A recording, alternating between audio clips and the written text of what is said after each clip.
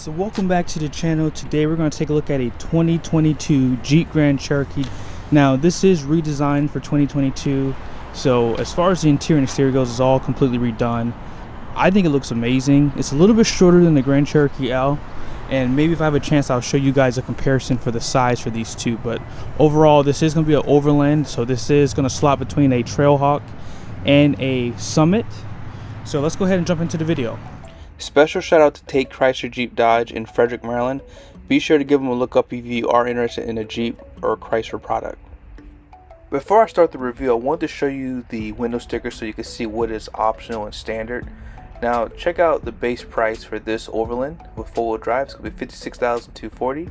It's going to be bright white exterior with a global black and steel gray interior. And here's a short listing of some of the standard equipment.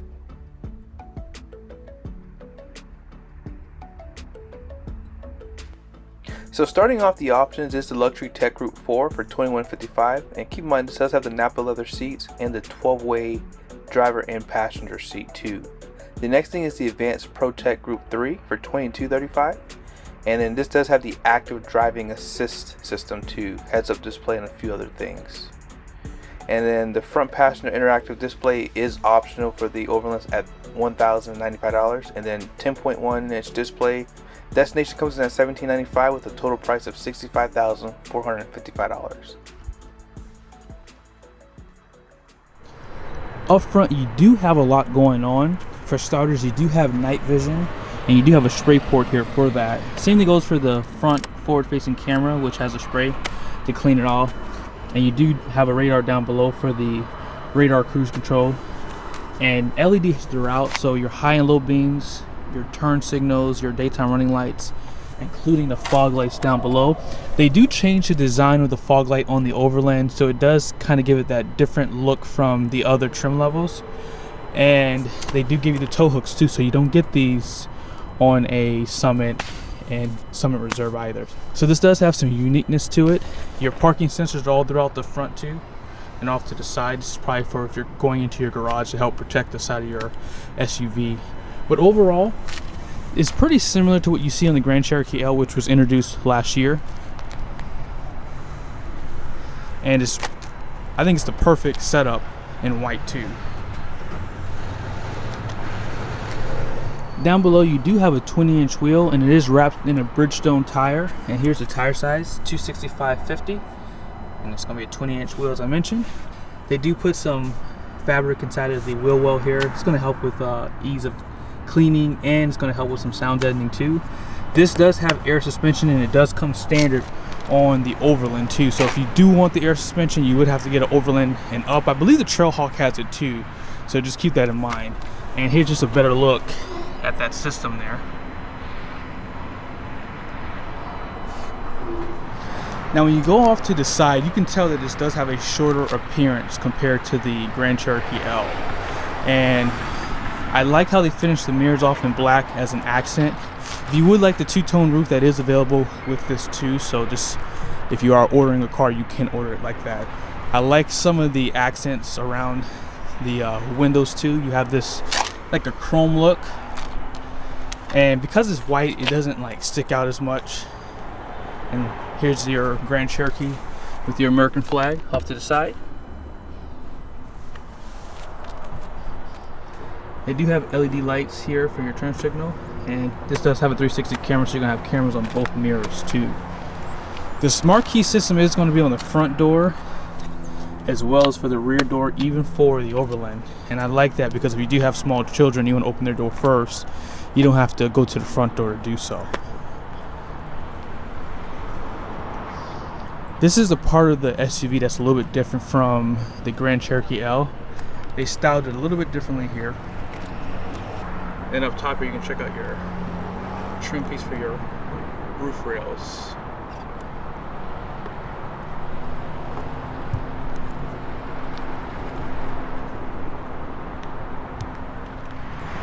Now out back, they did change the styling on the Grand Cherokee.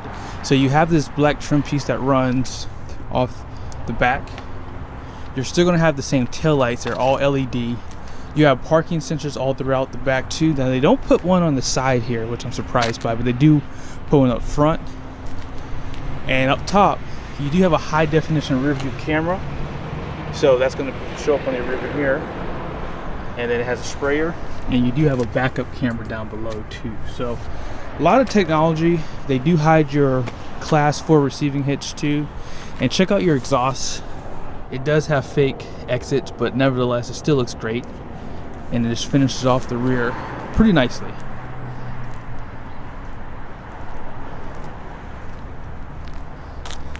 This is like the perfect size. If you were to look at like a Jeep Compass or even a Renegade, this does make those look smaller when you put them side by side. And I love these wheels the best. The Summit and Summit Reserve have nice wheels, but I just think this is more like classier and sportier too. So let's go ahead and pop the hood to see what type of engine is under here. Under the hood of this Grand Cherokee, you do have the standard 3.6 liter V6. This is going to be good for 293 horsepower, 260 pound-feet of torque. It does have 3 more horsepower and 3 more torque than the Grand Cherokee L. I don't understand why that is, but if that's not enough power for you, you can get a 5.7 liter V8. Now that's going to be good for 357 horsepower, 390 pound-feet of torque, and that you'll definitely feel a difference in. That engine is going to be based really for towing and things like that. So if you're looking for it to be more performance oriented, you'll feel the difference in the performance. But you know, this right here is more than enough if you don't really plan on towing and things like that. Alright, so inside the interior, this is where I think Grand Cherokee is winning. So you have a really beautiful interior. In the comment section, let me know what you think about this lighter ash interior. Steel gray is what they call this color. But you can do this or black. Let me know what you think about this one. I like this one better, but you will get this a little bit more dirtier in comparison. Now on the door, you do have a massager, seat memories. Love the appointment for the door handle. Automatic up and down windows, front and rear. You can automatically close these mirrors, or not automatically, you can close them manually because you can just twist it to this side here. And then of course some of your door locks are on the door. This does have the upgraded Macintosh interior. Some storage for like a water bottle and some other things. This is going to be hard plastic down below, but you do have soft touch pretty much everywhere else. Now on the seat, you have a ton of seating controls. You can really get comfortable in this Grand Cherokee. And this may be an upgrade, so just keep in mind like some of these features may not be available on the standard Overland. You also can change the bolstering on the side of the seats too, so just keep that in mind. You do have a power column too. It's telescoping, your light controls, and you also have electronic parking brake. So if you step inside, you're greeted to a 12.3 inch screen. You also have a 10.1, and this is new for Grand Cherokee. You do have a interactive screen for your front passenger, and I'll turn this on here in a second. And you also have a screen on here. As I told you outside, there's a camera, and that's for the high definition rearview mirror. So let's go ahead and close the door, see how it sounds. Nice sound to it. So check out this steering wheel. You have some arrows here to control this screen. You also have your cruise control. You do have a self-driving system on this. I'll show that to you here. And let's go ahead and start it up. You have push button start.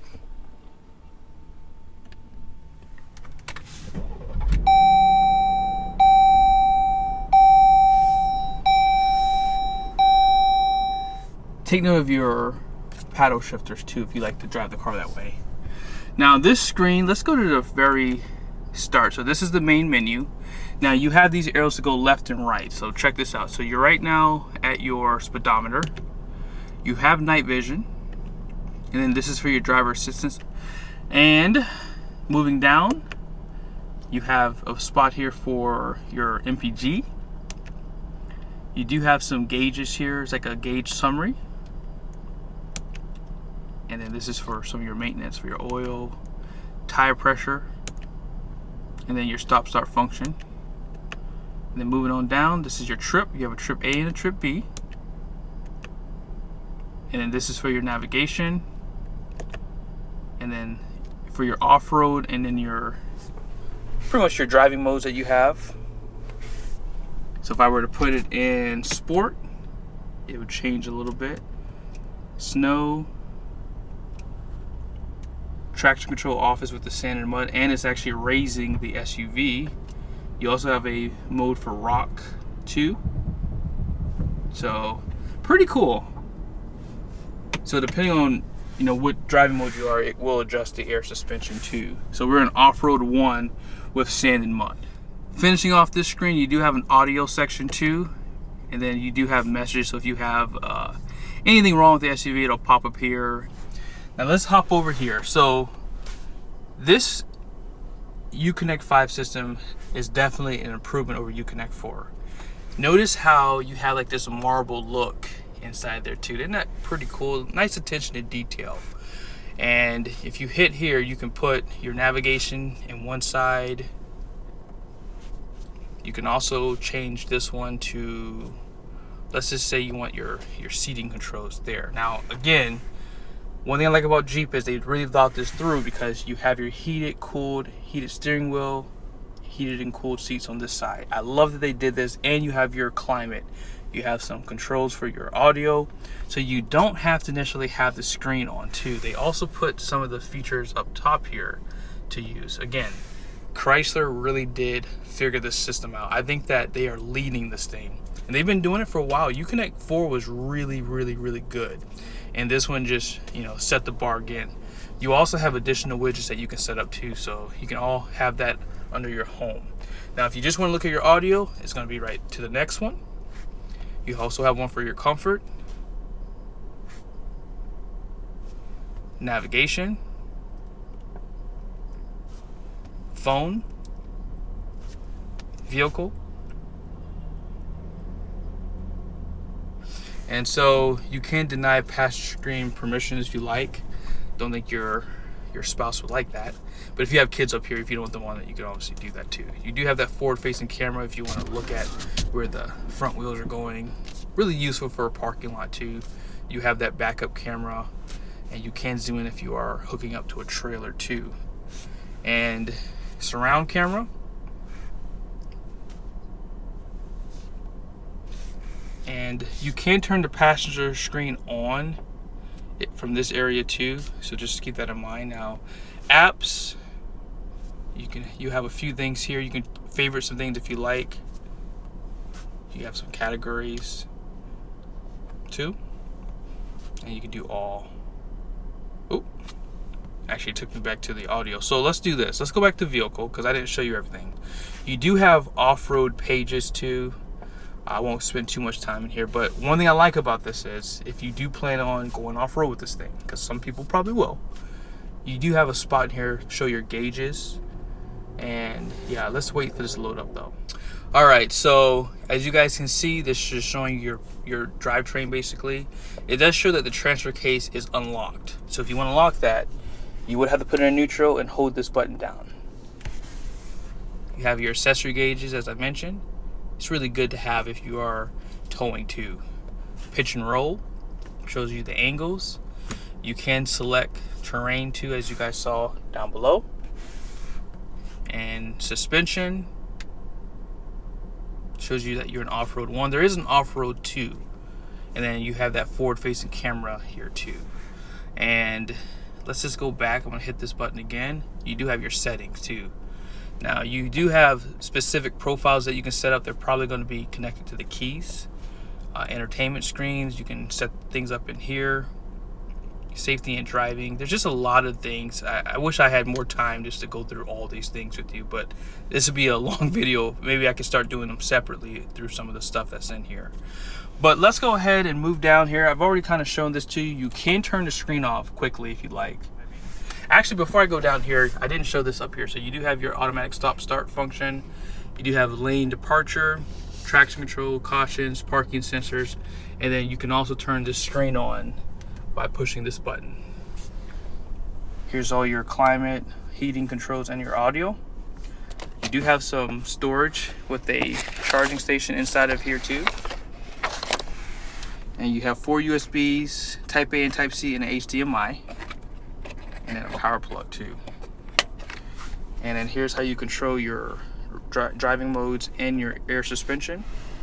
Downhill assist, cup holders, and then this is a unique spot that they allow you to put the key at too. But most people are gonna have it in their pocket, or a lady might have it in their purse. So let's jump onto this side now. I would like to report that there's a lot of space up front. You do have that Macintosh illuminated here too. So I'm gonna put the car back on the on position. We're gonna hit this button up here, and there you go. Let's turn up the screen a little bit. So you can turn it up. I'm sure you guys can see a little bit better now. You can turn the screen off. If you touch it again, you can turn it back on. And this is how you change the brightness to it too.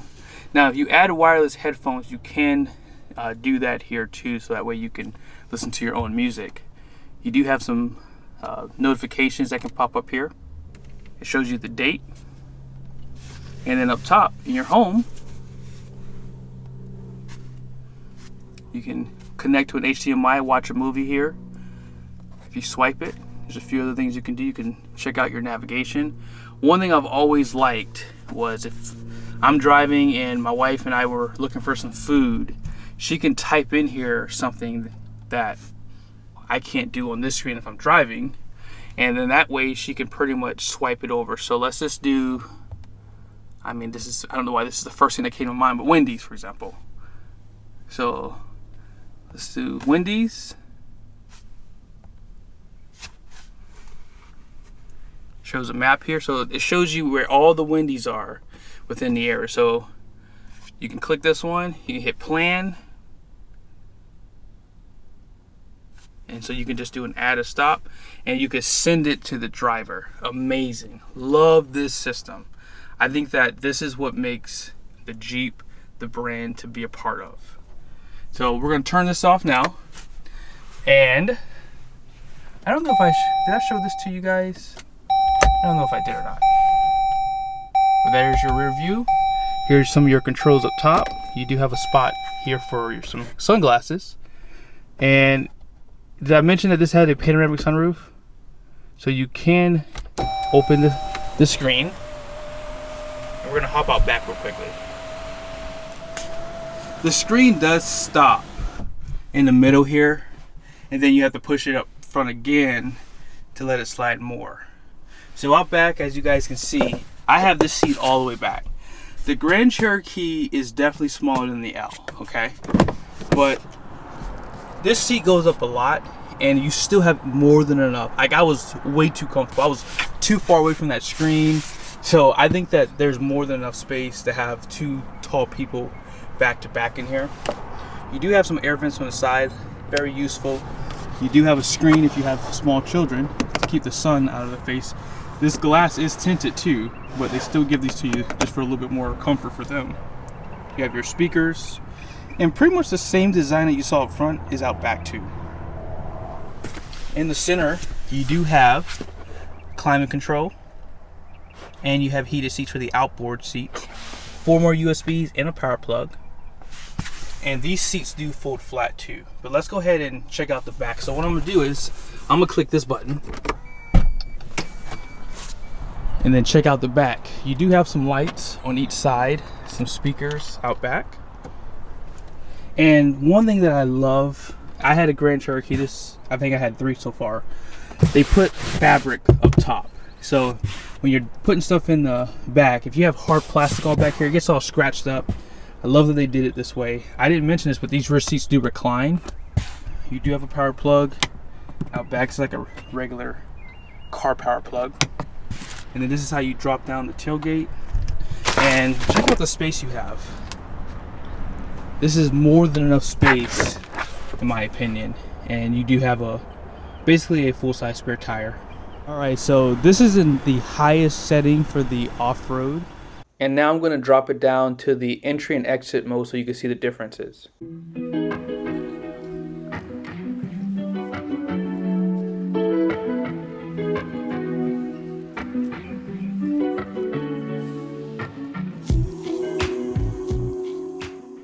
So here are the numbers for this SUV. I always do this in all my videos. So the gross axle weight rating up front is going to be 2,800 pounds. $3,350 for the rear, and it's gonna have a 6,050 pound GVWR. If you were to get a 5.7, that would change your gross vehicle weight rating, and I believe it changes the gross axle weight rating too.